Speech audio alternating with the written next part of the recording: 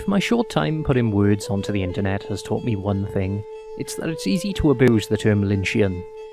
When Surreal feels lacking, Lynchian is always just that one step further down the rabbit hole, a neon emblazoned sign screaming weird to anyone who'll listen.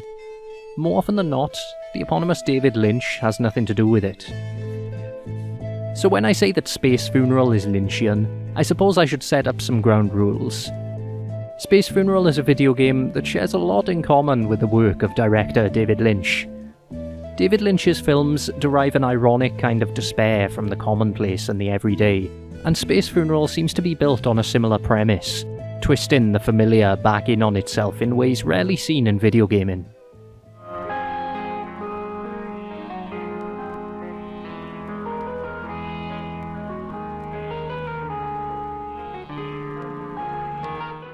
Developed in RPG Maker by a man known widely as the Catamites, Space Funeral is a bare-bones RPG built on hellish foundations.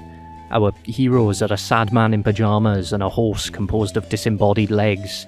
The landscape is coated in toxic greens and pinks.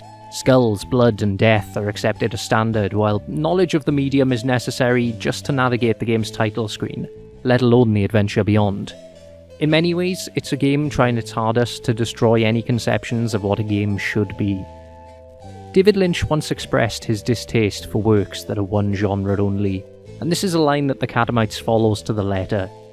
Though Space Funeral may occasionally appear rational, it's not afraid to collapse in on itself and start anew. Comedy landscapes fall into hellish descents, becoming horrifying new worlds in the blink of an eye. The promise of adventure is mocked, the coherence of story rejected. The game is always the first one to tell you that none of it matters. It's a stance embodied in the Blood Ghoul, one of the game's first and perhaps most significant boss encounters. Thematically, it's nestled firmly within the game's motif of despair. Its home, the Blood Cavern, is viewed through a darkened lens of crimson, accompanied by a haunting audio reading of Charles Baudelaire's Spleen. The silent throng of loathsome spiders come and weave their webs inside our brains. And suddenly the bells swing angrily and hurl their hideous... It's the game's most unnerving section, and yet it's concluded with a nonsensical speech from the Blood Ghoul itself, a splicing of the Charles Baudelaire poem The Fountain of Blood, with Otis Rush's blues staple All Your Love.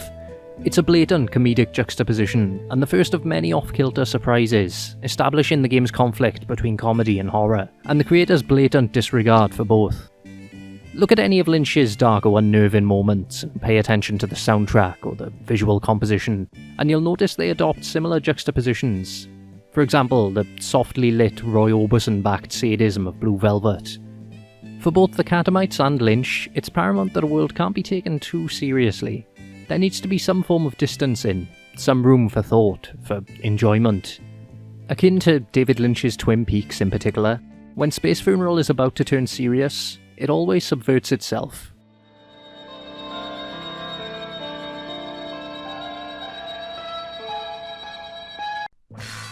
In this vein, when Space Funeral isn't poking fun at itself, it takes jabs at role-playing games as a whole.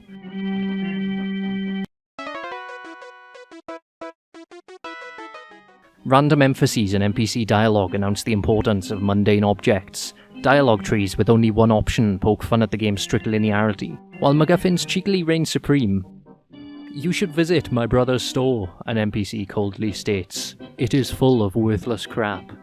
The game doesn't punctuate its jokes, it simply leaves them scattered around, in such a high volume that the player is bound to find something to laugh at, often mere seconds after finding something to be terrified by. Occasionally, it might even begin to make sense. Like a dream, Space Funeral is defined by an internal logic that, while not strictly coherent, is inherently believable. The Catamites may like to feign ignorance, but for all of the game's low-resolution warts, Space Funeral exhibits a clear aesthetic sensibility. As with Lynch, what could easily be dubbed just weird is far from it. It takes a certain craftsmanship to make something so obtuse and still keep the player laughing, thinking, and recoiling. Consider the game's bomb dogs, enemies that, true enough to their titling, are little but dogs with bombs crudely supplanting their heads, dredged from the decidedly inartistic depths of MS Paint. Though they may at first seem like little but a lazy afternoon on the creator's behalf, they begin to make sense when held alongside the genre's past output, the sentient bombs and evil abodes that crop up in almost every classic RPG. Never professional and rarely relatable, Space Funeral's environments and denizens are clearly stitched together from role-playing games both new and old, in a contorted imitation of what's come before, in much the same way that Lynch's vision mimics so many of the idiosyncrasies of soap operas or late-night public access TV. It's nonsensical, but sensibly so. What time is it?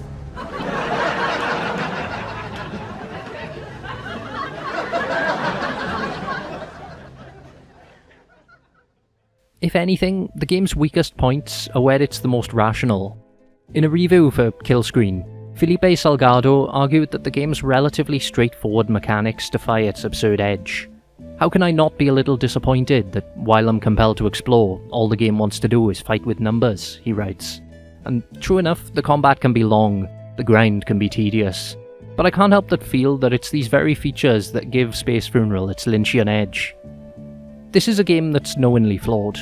A straight-faced adherence to RPG standards may seem discordant with the game's anarchic sensibilities, but as time drags on and routine begins to sink in, it begins to inherit meaning.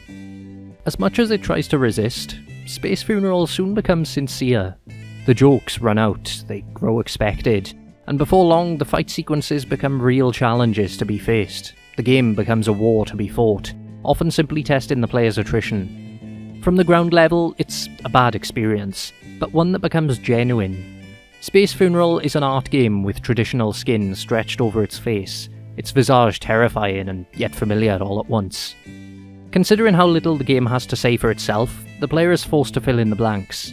Introspection breeds retrospection, and Space Funeral draws deeper comparison with role-playing games both new and old, to the systems that it no longer parodies but embodies.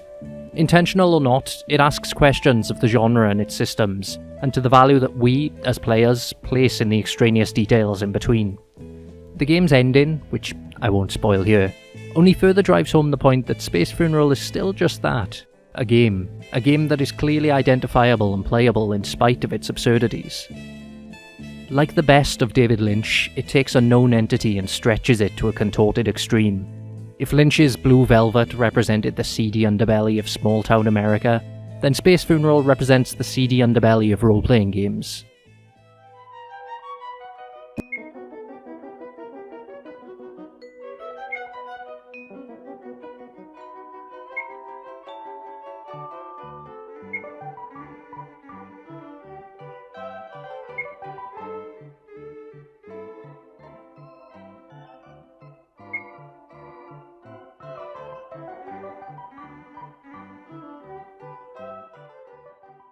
Something that's notable is that, despite portraying the seedy underbelly of small-town America in many of his works, Lynch actually likes those small towns.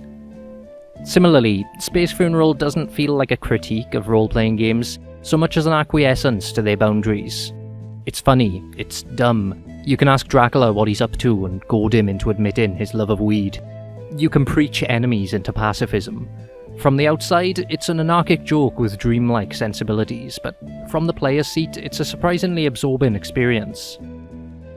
Amongst friends, I've often described anything Lynchian as a thought held for too long. You know when you say a word 10 times over and it begins to lose meaning? That's called semantic satiation. Voices and images crumble into dust with too much attention, and I feel like this is an effect forced into existence throughout Lynch's career. His works force you to look at things close up through different lenses until they begin to lose meaning altogether. I feel like this is an effect proudly incorporated into Space Funeral. After playing the Catamites game, where morality is a status effect equally as valid as poison, a return to my beloved childhood favourite Final Fantasy VII is tainted. I can't help but laugh when Cloud falls asleep mid-battle, in much the same way that I haven't been able to sincerely watch a soap opera since Twin Peaks. The damage has been done, the absurd has won.